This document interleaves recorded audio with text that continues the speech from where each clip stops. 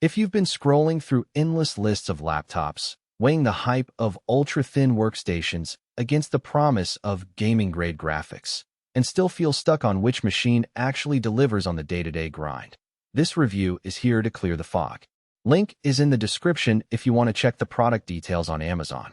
I've spent the last few weeks testing the Lenovo ThinkPad P1 Gen 8 in a mix of CAD sessions, video editing marathons, and a few modern titles just to see how far the workstation grade label really stretches, and I'm ready to break down what you'll actually notice when you open the lid.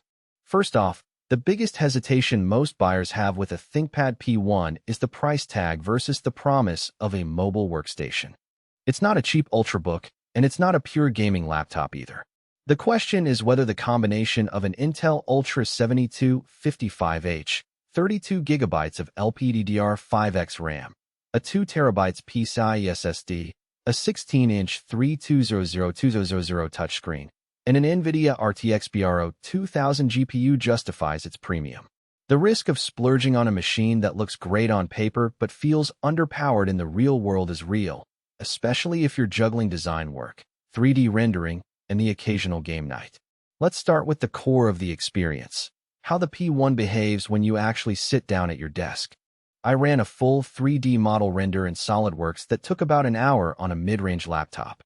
With the P1, the same model finished in roughly 38 minutes, and the system never hit the thermal throttling ceiling. What that translates to in everyday terms is you can keep multiple heavy CAD files open, switch to a Photoshop timeline, and still feel a responsive cursor. The smart AI tuning that Lenovo advertises isn't just a marketing buzzword. The laptop dynamically reallocates power between the CPU and GPU based on the workload, so you notice a smoother transition when you pop open a 4K video in Premiere versus when you launch a 1080p game like Valorant. In practice, the laptop feels like a small desktop you can carry in a backpack. Now, for gamers, the RTX PRO 2000 isn't a GeForce RTX 3080, but it's far from a display-only chip. I tested a few titles that rely heavily on CUDA cores control, Cyberpunk 2077 on low-medium settings, and Shadow of the Tomb Raider. At 1080p, the P1 held steady around 55 to 60 frames per second in control with DLSS on, which is respectable for a machine whose primary audience isn't gaming. The key advantage here is the workstation-grade driver stack, which gives you more consistent performance in professional rendering software while still handling mainstream games without stuttering. If your gaming is more about occasional multiplayer sessions or visualizing a 3D walkthrough, the P1 will meet that need without you having to buy a separate gaming rig. The 16-inch touchscreen is another practical point. In my workflow, I often use the pen to annotate schematics directly on the screen. The 32002000 resolution means fine detail is crisp, and the color accuracy is close enough to factory-calibrated monitors that I could do final color grading on the go. However, the touch layer adds a slight thickness to the lid, and you'll notice a modest increase in weight, about 4.5 pounds, compared to a typical 13-inch Ultrabook. If you travel light and can't afford a dedicated drawing tablet, the integrated screen is a real time saver. If you already carry a Surface Pen or Wacom device, you might find the extra bulk unnecessary. Battery life is where the hidden trade-off shows up.